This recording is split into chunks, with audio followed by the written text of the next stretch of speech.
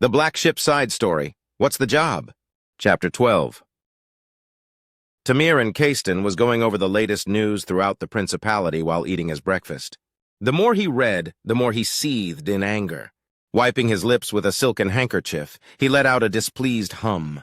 So not only were those Tigans absolutely worthless and incapable of securing a single commoner family, but their bumbling around and getting themselves captured actually pushed House Gimor into the arms of the prince, he grumbled quietly to himself. Lovely. Just lovely. While he silently seethed, he just for the life of him couldn't fathom how things had gone so awry. This is what I get for not putting a direct hand on delicate matters and trusting that a Tigan would have the skill to do something so mundane. If only capable tools weren't so hard to find, he said, lamenting his current allies. The only thing he reflected on with any joy was that his house remained free and clear of any accusations as far as he was aware. And even if those inept Tigans mentioned his name, what did they have against him? A cordial talk? A mention of a potentially dangerous rival? How was that any different from the usual topics of conversation? He hadn't ordered anyone to do anything. His hands were clean. Was it his fault that those naive Tigans took matters into their own hands? Even Andrew wouldn't act against him with no real proof to show for it. But that was a small consolation considering the small boon in support the prince just received. Now Tamarin wondered how much it would cost him to bribe someone to accidentally poison the Tigan prisoners to ensure their untimely end. Worthless tools they were, but not something he could leave to chance just in case. Not to mention eliminating the leverage House Aranti and Gimor now had over House Tigan. As he pondered which agents to use and how to complete the task cleanly, his thoughts and scheming were interrupted by a communique marked as urgent that pinged in his mind. Tamarin let out a bored sigh, doubting the message's urgency. When he opened it, however, his calm, cold anger quickly morphed into curiosity as he listened to the message within his mind. Greetings, Lord Kayston. You are cordially invited to join us in a very special auction for a single lot. The event will be held in 2 standard days at 7 p.m. Terran time. Join us as we offer a once-in-a-lifetime collection of individuals.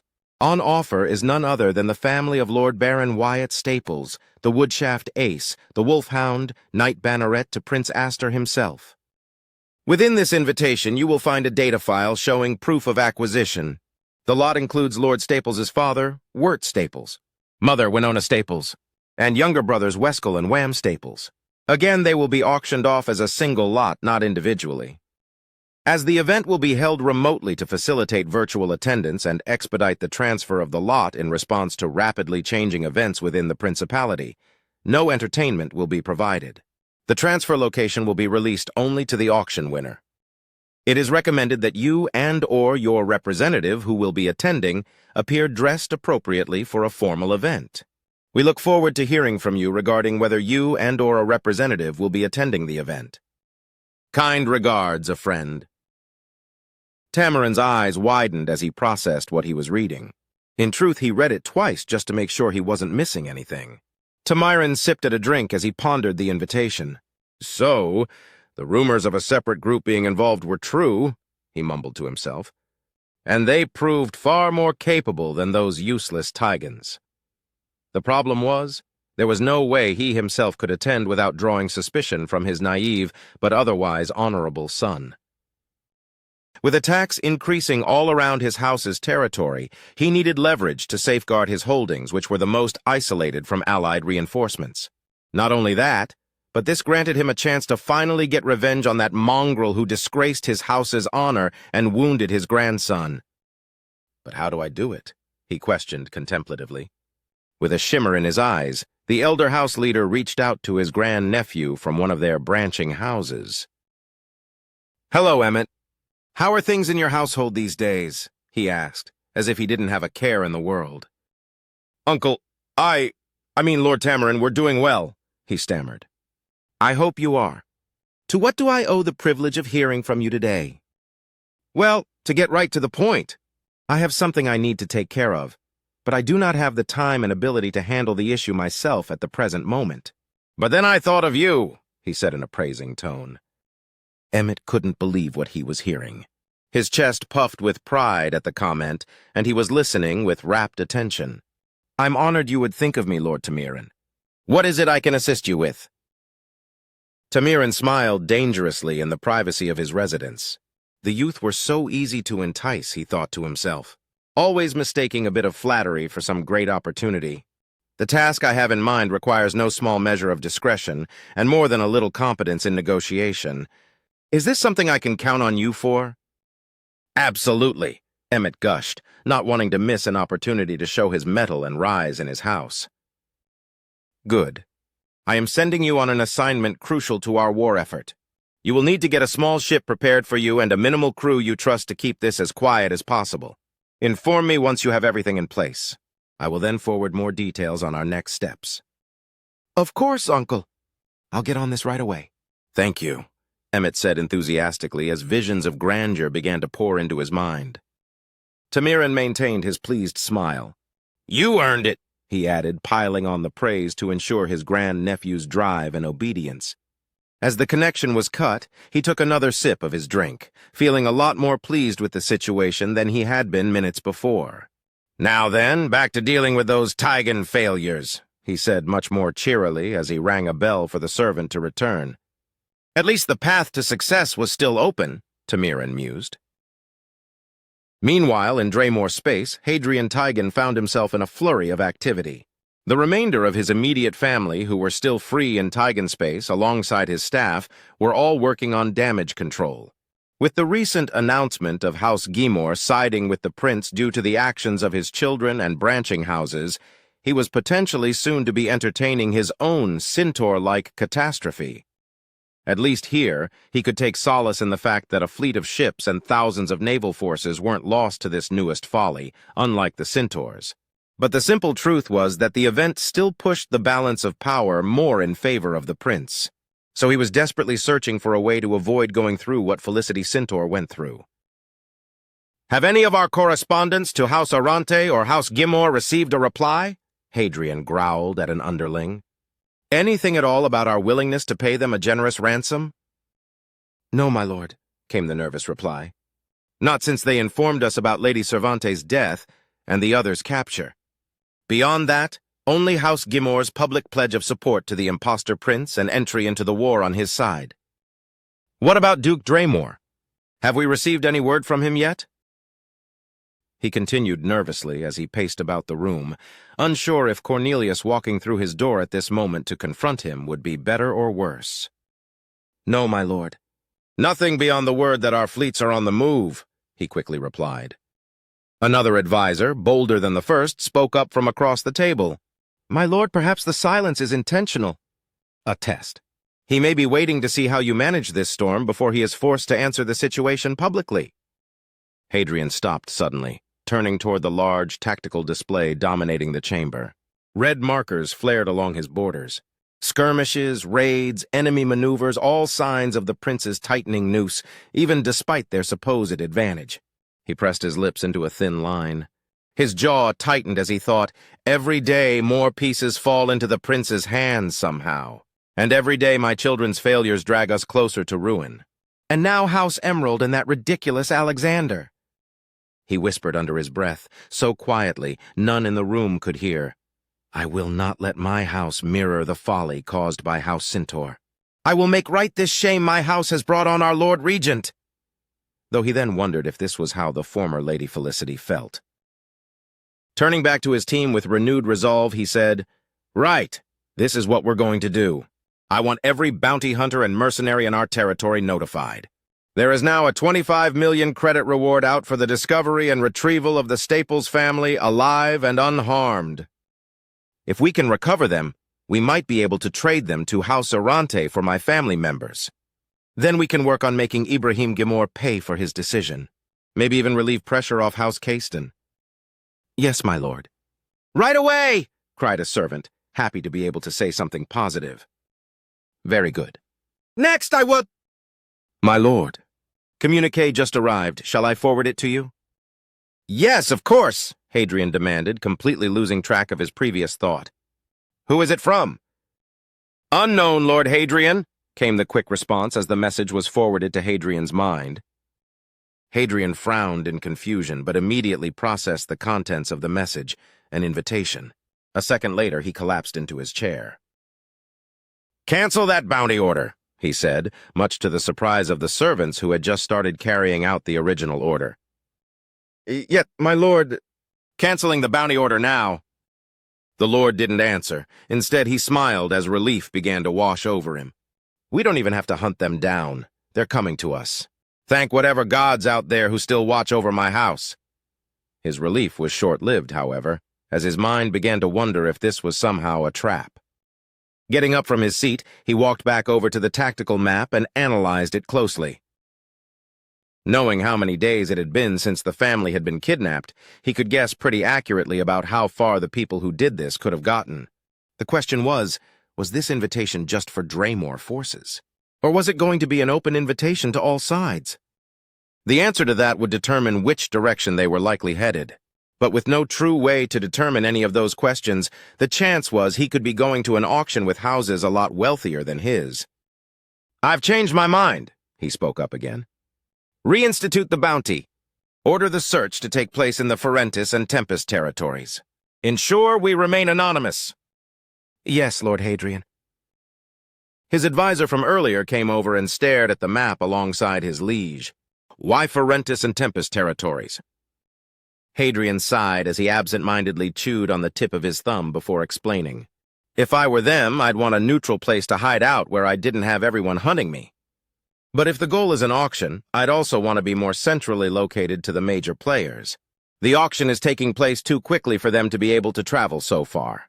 The only places that fulfill all of these criteria are those two territories." He finished tapping on those locations on the map. The advisor grinned. "Brilliant, my lord. And now we can either obtain the family through the auction or much more cheaply through a mercenary." Hadrian nodded as a smile began to spread on his face again. "Indeed. I will attend this invitation myself. Then I will bid, and I will win. One way or another, however, those captives will be mine before this ends." He turned to his advisor. "Prepare an envoy ship. Something fast, discreet. I want that family in my hands as quickly as possible after the auction if the bounty hunters and mercenaries haven't won out first." The advisor bowed his head. "Yes, my lord. But let me go to the auction in your stead. I will be your anonymous representative. That way your image can't be used against you in the future." Hadrian patted his advisor on the back, pleased with the suggestion. "So let it be." Over the next couple of days, more than 24 confirmations had arrived, including all 6 of the great houses supporting Cornelius Draymore. Indeed, some minor houses even banded together to pool their resources to have a shot at acquiring the Staples family. "That's another confirmation, Nico!" Ada excitedly called out. I must admit, this whole auction idea was great. "I'm so excited! We should do this more often." "Kidnap random nobles and auction them off? I don't think the Principality would take kindly to us making that our career here," Kartok replied dryly. "Besides, we only pulled that off because they're commoners without an army protecting them. Not a whole career, but maybe as long as this house war is going on and we have neutral territories to run to." "Besides, what about that Arante noble and his 2 friends?" she shot back with a wry grin. "These nobles aren't that hard to dupe." "Are you volunteering to dance for every noble stupid enough to fall for that ruse again?" Myra asked deadpan, at which point every one of the crew turned to her very curiously. If Ada could blush, she'd have been all shades of red. As it was, she let out a nervous chuckle while rubbing the back of her neck. "I see your point." "Bad plan." Myra and Kartok laughed and went back to their tasks. While amusing for Nico, it triggered an idea, and his mind raced to put pieces together, trying to determine its viability. "Hey, Nico," Ada continued, unknowingly interrupting her captain's thoughts. "How much do you think we'll be able to get for them anyway?" Nico shrugged, filing the thought away till a later time as he answered the question. "Oh, I don't know. 100, maybe 200 million credits. Really, it just depends on how desperate these people are for leverage, or how much they simply want revenge. I suppose we'll see shortly, won't we?" 1 to 200 million credits, Ada stammered, unbelieving the number she was hearing. "For one family?" That's some decent walking around money, eh, Ada? Kartok asked with a grin. The captain smirked. For many of these great houses, that's pocket change. Remember, they control many worlds, some with billions or even trillions of credits running through their economies. So from that perspective, even minor houses could control a single planet and be making hundreds of millions, if not billions of credits a year. And the commoners? Ada questioned, a frown furrowing across her face. They live like the Staples generally? Nico scoffed lightly and nodded. Nobles lead. Commoners follow, Myra finished, looking just a little bit ashamed as she shared a knowing glance with Nico. Kartok and Ada likewise looked at each other, with Kartok only able to offer an accepting shrug at the situation. Anyway, let's get our game faces on.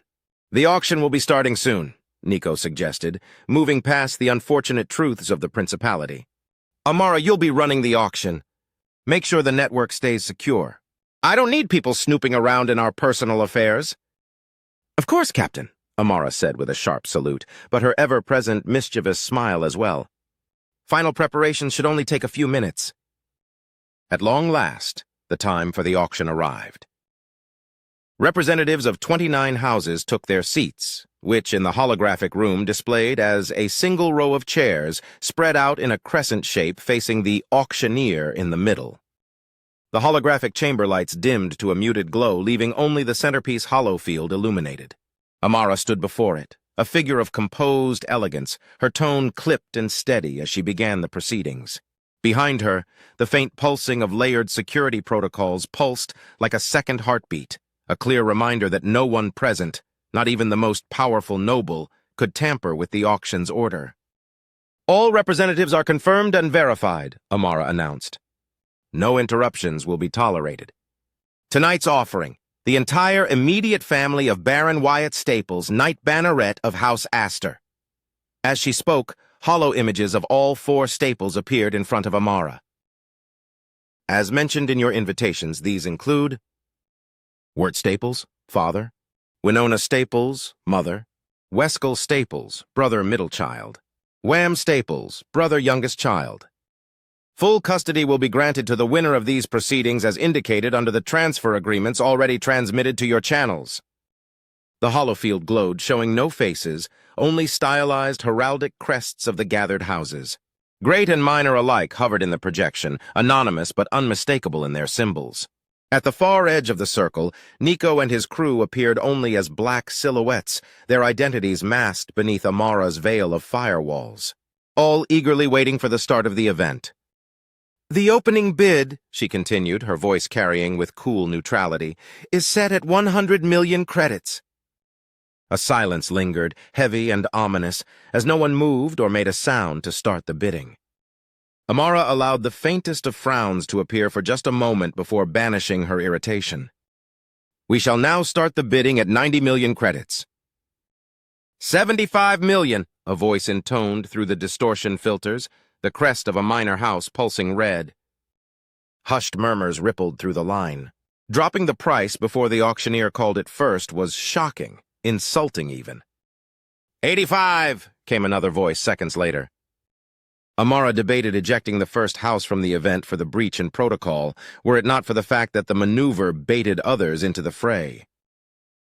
So instead, she wordlessly removed the ability for that minor house to bid again, a fact made clear as the bidding continued, and the representative who was no longer able to be heard began flailing his arms about while he silently complained about his predicament.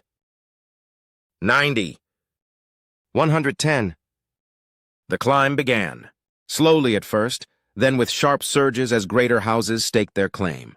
Numbers leapt in tens of millions, the crests pulsing with increasing intensity as little jabs and taunts were hurled back and forth between the supposedly allied houses. 150. 175. 185. 190. 200. The room was alive now, tension rising with each declaration, the previous pretense of downplaying their own ambitions and the inherent value of the big prize shed away. Amara's voice never wavered, each new sum delivered with crisp finality. Though at this point, Many of the minor houses began to drop off as the bid increased so dramatically. 250, shouted the representative of a group of minor houses that had pooled their resources together. 300, continued smugly from House Wunder, stepping in to crush these upstart minor houses once and for all. 325. 400. By now, only a handful of houses remained, the remaining minor rivals silenced into bitter resignation. The bids surged higher, faster, the competition boiling to its peak. 450! shouted the representative of House Centaur. 500, came the delayed but smug bid from the representative of House Tigan. The silence that followed was palpable. Representatives hesitated, weighing fortunes against ambition. Even Nico himself was shocked at what was happening. Thoughts of underestimating the importance of this family were now pouring into his mind, and he wondered what he was missing. And then one crest flared, a great house, its voice smooth and resolute. House Caiston bids 575 million credits. The chamber fell utterly still. No counter came. Even filtered through distortion, the final bidder's confidence carried the weight of inevitability. The representatives from both houses stared at each other, one challenging the other to make another move. Amara let the silence stretch, also daring anyone to defy it. None did, however. "Sold," she declared at last, her words like the strike of a gavel. The Staples family transfers at 575 million credits to House Caiston. This concludes the auction. Thank you all for your time. May you all have a pleasant day. The hollow field dimmed, the crests fading one by one until only Amara remained, standing against the glow of her own fortress of firewalls. Order maintained, control unbroken, and the fate of the Staples family sealed with numbers alone. As the lights returned to normal aboard the Silent Runner's bridge, Amara gave one of her signature flourishes and bowed to the flabbergasted crew. "So, Captain, as you were only expecting 200 million, does that mean I get to keep the other 375 million? Amara asked while brandishing a wide, playful smile. The bridge erupted into chaos. Most of the crew burst into laughter and celebration. None could really believe what had just happened. Kartok began to dance with Ada right there on the bridge in a manner that was more akin to simply jumping around while hooping and hollering. Meanwhile, Myra moved over to Amara's projection and laughed while looking at the spectacle. Only Nico was subdued, but even he was still smiling. But even they could not refrain for long, as Ada soon swept the captain up out of his chair, spinning them in wild circles while Kartok dragged Myra in to join them in celebration. Amara, too, would not be held back as her holographic display displayed her dancing repertoire, while strobing the lights in many bright colors in sync with a pounding beat she piped through the ship's speakers. Truth was, even with this fine ship, they were only keeping just ahead of the maintenance and refueling bills more often than not. So to have such a windfall of credits come pouring in would represent more money than they had earned in the last 5 years together combined. "Careful," Nico warned breathlessly as Ada nearly toppled into the nav console. "At this rate, we'll have to spend our fortune fixing broken bones." "That's fine," Ada shouted over the noise. "We can afford it." That sent the entire crew into another fit of laughter. Even Amara doubled down on the theatrics, showering them in a glittery cascade of hard light confetti. Eventually, the chaos ebbed into exhaustion. Kartok collapsed into a chair, panting with a grin plastered on his face. "By the stars," he muttered, "we're rich. We're actually rich!" "Don't say that too loudly," Myra cut in, straightening her uniform as though it might help her reclaim some dignity. "Rich people tend to attract predators." "Wise words," Amara teased, her holographic avatar leaning against the holo console with a smirk. "Still, it feels good, doesn't it? No more running cargo routes that barely pay for the fuel we burn. No more worrying if we're doing nothing more than draining our captain dry. No more trying to make the clothes I have work. I can buy a whole new wardrobe," Ada celebrated. "Oh, and my own private fabricator." Myra raised an eyebrow and gave a smirk to Ada before fantasizing about what she'd buy. "I might get that more powerful autocannon for my fighter. Maybe spend a week at a spa and put the rest away for retirement. I think I might look into some of those implants your people are so famous for," Kartok said while stroking his chin contemplatively. Nico, now seated again, didn't chime into the conversation. Instead, he let the others revel a bit while he stared quietly at the digits still glowing on the auction screen. 575 million credits. It was surreal. Enough to refit the ship from prow to engines. Enough to bribe officials, build safe houses, even establish their own little kingdom somewhere if they had the stomach for it. He folded his hands, voice calm but carrying as he tried to get their attention. This money changes things. Not just for us. For everyone who notices a $500 million shift hands overnight? Ada's grin faltered a little, though her eyes still sparkled. You're saying trouble's coming. I'm saying eyes are already on us, Nico replied while nodding. No one pays that much for a family without a reason. And whoever lost out in that bidding war, they might try and find a way to get the family other ways. Kartok's grin only widened. Let them come. We can handle anything short of a full-scale battle. Nico allowed himself a small smile at that. True. His crew deserved this moment, their joy, their freedom from worry. Still, deep in his chest, the unease sat heavy. They had willingly walked into a storm, and the thunder had only just started to roll. Well, we don't have the money yet. So let's rectify that. Myra, set us a course for House Tempest's capital world. Kartok, send the Kastons a message expressing our congratulations along with the pickup coordinates. Amara, I want you keeping a sharp eye out for anyone getting too interested in us when we jump in the system. And Ada, go check the shuttle out and make sure she's prepped and ready for launch. A string of I captains rang out, leaving him very satisfied with how his plan was progressing, at least so far.